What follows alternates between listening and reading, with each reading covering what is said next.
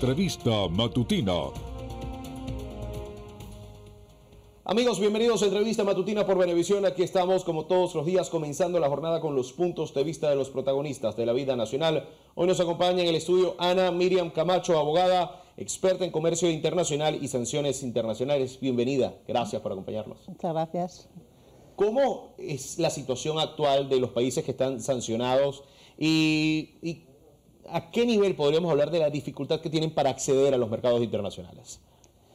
Bueno, no tienen todos la misma situación, depende del grado de sanción que estén sufriendo, pero lo que sí que tienen en común es que en general tienen una restricción de acceso a determinadas mercancías, las importaciones y exportaciones están disminuidas respecto de lo que sería un estándar comercial habitual y tienen sobre todo problemas para acceder a los canales de pago internacionales.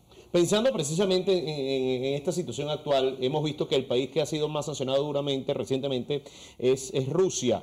¿En qué punto está Rusia, considerando que hemos visto como empresas que antes pertenecían a conglomerados internacionales, a corporaciones basadas en Europa Occidental y Estados Unidos, han cambiado de dueño, cambiado de denominación?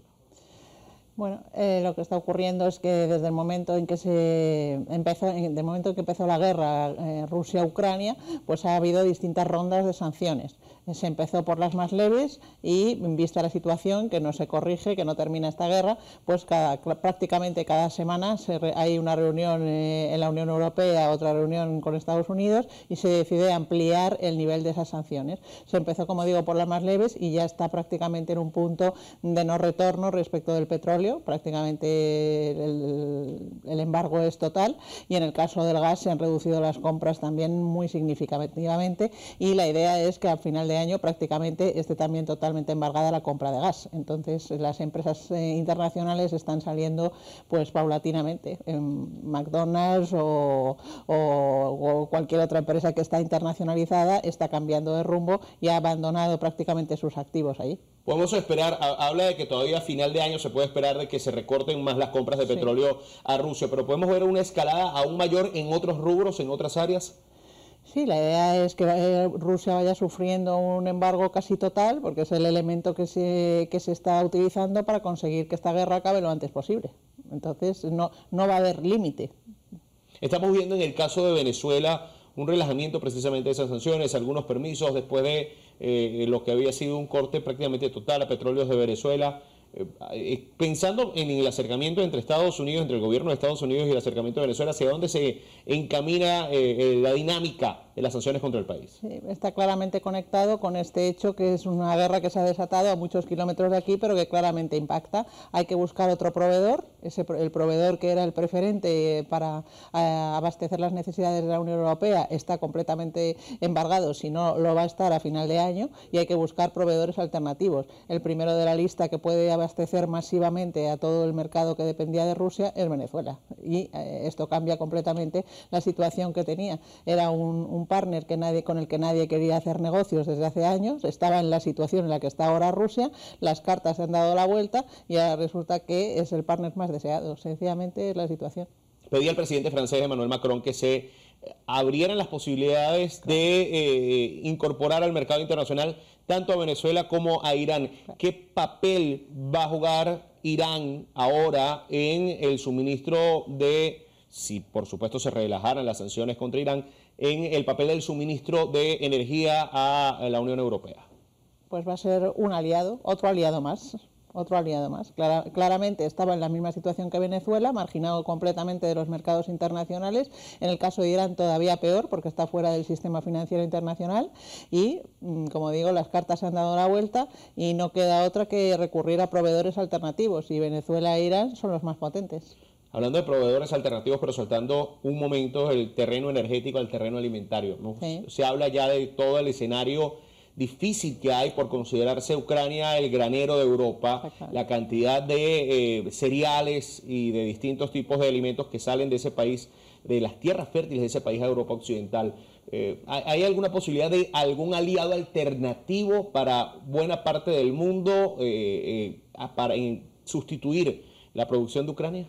Es difícil porque Ucrania era realmente líder y abastecía de forma masiva, sobre todo a mercados muy dependientes como era África. Entonces lo que se está trabajando ahora es en intentar desbloquear el puerto, los puertos ucranianos, porque hay varios barcos que estaban preparados para salir y se han visto bloqueados porque los rusos Rusia tiene bloqueada la salida o el tráfico comercial habitual. Se está trabajando en ese desbloqueo y en cuanto a la búsqueda de otros mercados alternativos, pues se está mirando a ver quiénes son los mejores productores para intentar entrar a abastecer a esas demandas que, como digo, fundamentalmente estaban localizadas en África, pero va a ser difícil. Vemos tanto y hablamos tanto de los actores que son receptores de las mercancías, en este caso Europa Occidental, Estados Unidos, tanto en energía como en alimentos. Tratan de buscar soluciones, pero es que pareciera que realmente no depende de ellos, que depende estrictamente de Ucrania y de Rusia. ¿Ve usted alguna disposición de alguna salida de Ucrania y de Rusia de esta situación, de destrabar la situación?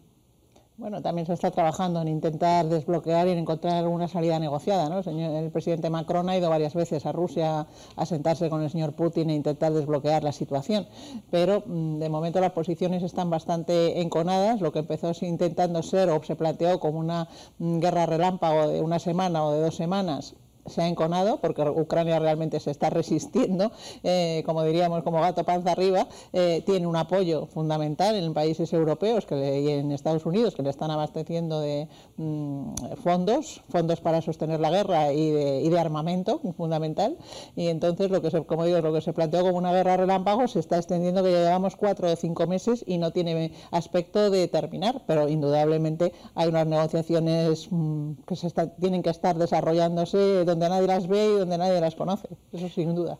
Hablábamos de cómo el tema de las sanciones a Rusia han hecho que los países occidentales tengan que voltear a ver a Venezuela para el abastecimiento de combustible, de petróleo, de hidrocarburos. Pero en líneas generales, ¿hay afectación de las sanciones de Rusia sobre la situación de Venezuela? Es decir, más que ofrecer una oportunidad, ya hablábamos de la oportunidad, ahora hablemos de los contras. ¿Hay contras más álgidos aún con estas sanciones del mundo occidental a Rusia?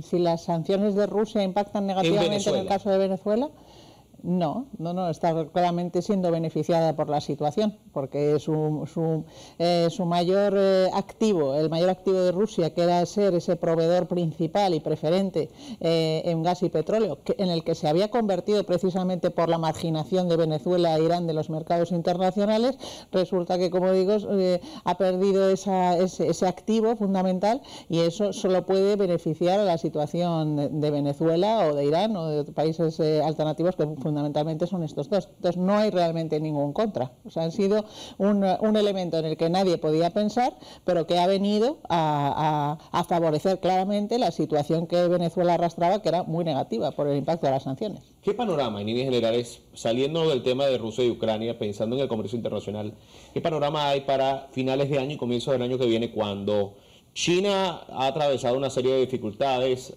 ha habido problemas de contenedores para poder trasladar mercancías del puerto de Shanghái a otras partes del mundo, cuando el Banco Mundial y el Fondo Monetario Internacional pronostican más que una posibilidad, una probabilidad de recesión mundial el año que viene?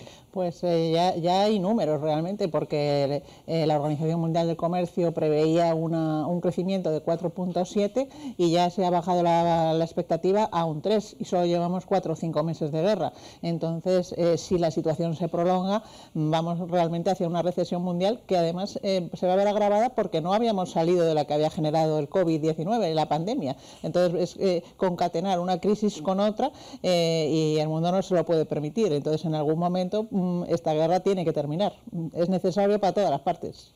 ¿Vamos a ver un encarecimiento de los productos importados en el futuro próximo? Claro, de hecho han sido los primeros efectos de la guerra. Se ha producido una ruptura en la cadena de suministro habitual, en las transferencias de tecnología, hay menos oferta de determinados productos y por lo tanto ya se está notando el encarecimiento, el combustible se ha encarecido. O sea, ha sido un efecto dominó de determinados elementos que aparecen concatenados a la hora de suministrar mercancías. Entonces, o se empiezan a liberar reservas estratégicas de hidrocarburos, fundamentalmente petróleo y gas, o todos esos efectos negativos no se podrán revertir.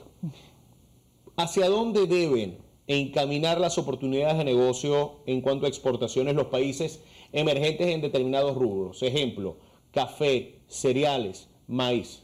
¿Hacia qué mercados? ¿Hacia dónde deben encaminarse? ¿Cuál es el camino correcto para adentrarse en nuevos mercados?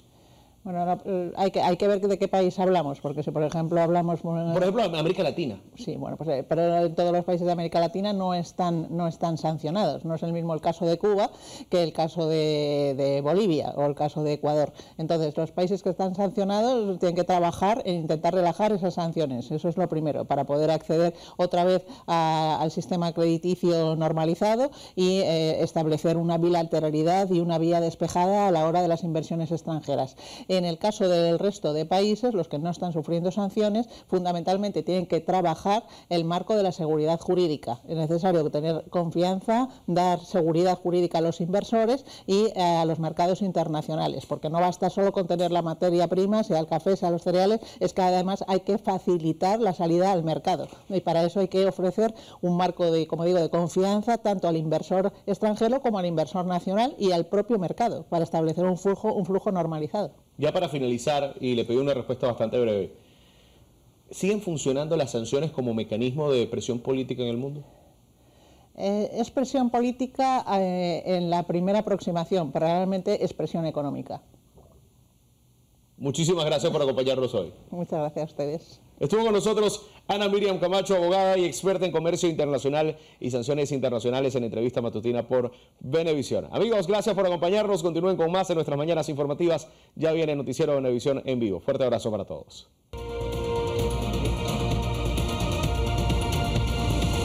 Entrevista matutina.